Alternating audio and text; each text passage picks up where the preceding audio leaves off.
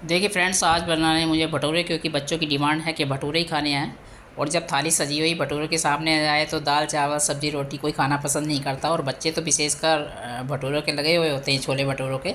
छोले चावल अगर बना दी जाए इतने शौक़ से नहीं खाते, लेकिन छोले भटूरे बहुत शौक़ से खाते हैं। तो मैंने सोचा कि भटूरों की रेसिपी आपको भी साझा की जाए। तो चलिए फटाफट से बनाते हैं, भटूरों का डो तैयार करते हैं।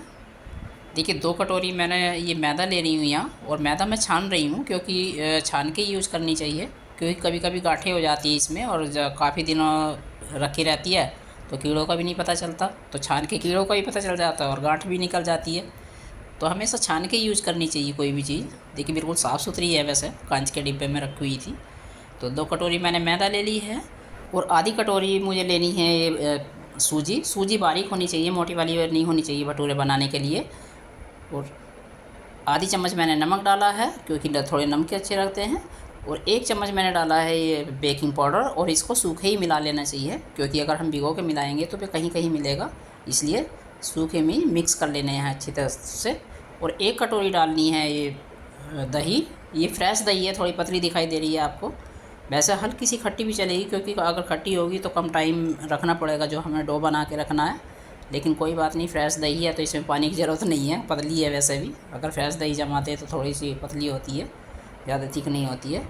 तो देखिए पानी की ज़रूरत नहीं है इसमें, वैसे 1-2 चम्मच ही पानी पड़ेगा, बाकी दही में ही डो लग जाता है।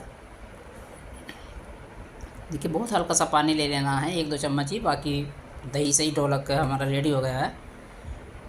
अब देखिए जो भटूरों का डो लगाना है, इसका एक विशेषता होती है, जैसे इस स्थिति में आके इसको पटक पटक के हमें डो लगाना होता है। कम से कम 6 से 7 मिनट हमें पटक पटक के, अगर हम इस तरह से परात में मार मार के और इसको डो को तैयार करेंगे तो भटूरे हमारे बहुत ही अच्छे सॉफ्ट बनते हैं, बिल्कुल जालीदार। देखिए भटूरा का डो लगाने के लिए एक विशेषता होती है, जैसे हमने सोडा नमक और ये दही वगैरह डाली है, तो हम उसमें ऑयल बिल्कुल नहीं डालेंगे डो आटा गूँथते हुए। अगर हम पहली ऑयल डाल देंगे तो हमारे भटूरे जो है फूलेंगे नहीं, क्रिस्पी नहीं होंगे बिल्कुल भी। और इस तरह से हमें पटक पटक के कम से कम 6 से 7 मिनट तक पटकना है, और डो लगा के रख देना है। कम से कम 5 घंटे के लिए इसको ढक के रख देना है, हल्का सा ऑयल लगा के, ताकि जो ये जालीदार बने हमारे जो ये भटूरे हैं। अब देखिए 5 घंटे बाद देख रही हूँ मैं, और ये हमारा जो डो है बिल्कुल जालीदार लग रहा है आपको देखने से भी, इस तरह से। और हम इसको बिल्कुल नहीं गूँथेंगे, बस 1-2 मिनट बस इसको मिलाना ही है, बाकी हम हाथ से गूँथेंगे नहीं बिल्कुल ज़्यादा। इससे क्या होता है, भटूरे हमारे फूले फूले बनेंगे। अगर हम ज़्यादा इसको मथेंगे नहीं तो सिर्फ मिला के ही रखना होता है। और हम इसके पेड़े बना कर रख लेंगे इस तरह से तोड़ तोड़ के, क्योंकि इससे 2 चीज़ होती है हमारा। एक तो काम ही हो जाता है, कितने खाने वाले बैठ जाओ तो हम फटाफट से भटूरे तेल में छाने और फटाफट से बना देते हैं।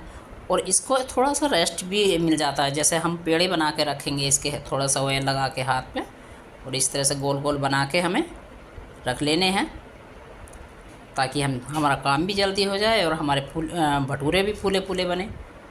देखिए काफ़ी सारे भटूरे बन जाते हैं। 3 कटोरी मटेरियल था, 2 कटोरी मैदा थी, और आधी कटोरी सूजी थी।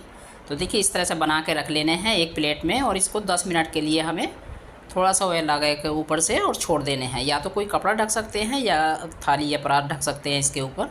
अगर हम इस तरह से 10 मिनट बाद बनाते हैं ना ये पेड़े बना के, तो हमारे जो भटूरे बहुत सॉफ्ट जालीदार बनेंगे। हैंड टू हैंड बना लेते तो थोड़ा सा बन तो जाते हैं, लेकिन कोई प्रॉब्लम नहीं, 10 मिनट और सही। अब एक पेड़ा उठाना है और उसको बेल लेना है।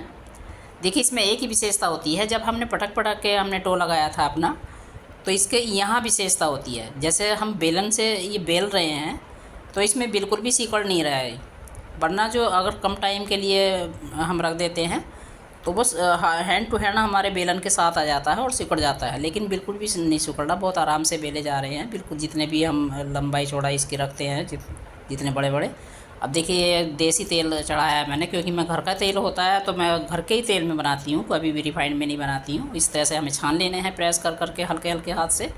अगर हम हल्के हाथ से प्रेस करके बनाते हैं भटूरे तो एकदम फूले फूले बनते हैं, ऊपर को फूल आते हैं कढ़ाई में। वैसा भटूरे के हिसाब से ऑयल कम है, क्योंकि मुझे ज़्यादा नहीं बनाने, बस 4 कैंडिडेट के लिए बनाने हैं, तो मैंने तेल ख़राब हो जाता है, फिर दूसरी बार यूज़ नहीं करते, इसलिए मैं कम ही तेल चढ़ाती हूँ कढ़ाई में। देखिए मैं दूसरा भी बना के दिखाती हूँ। इस तरह से अगर प्रेस कर कर के बनाते हैं, ऊपर से तेल आ जाना चाहिए भटूरे पे, तो बहुत ही फूले फूले भटूरे बनते हैं, एकदम फूल के ऊपर आ जाता है।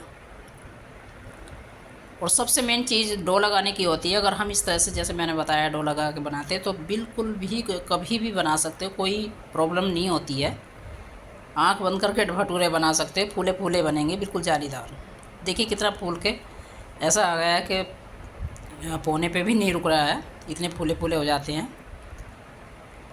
देखिए मैं एक तो को तोड़ के भी दिखाती हूँ, बिल्कुल जालीदार है। कभी भी मैं बाहर का भटूरे नहीं खाती, जालीदार भटूरे ही मुझे पसंद आते हैं।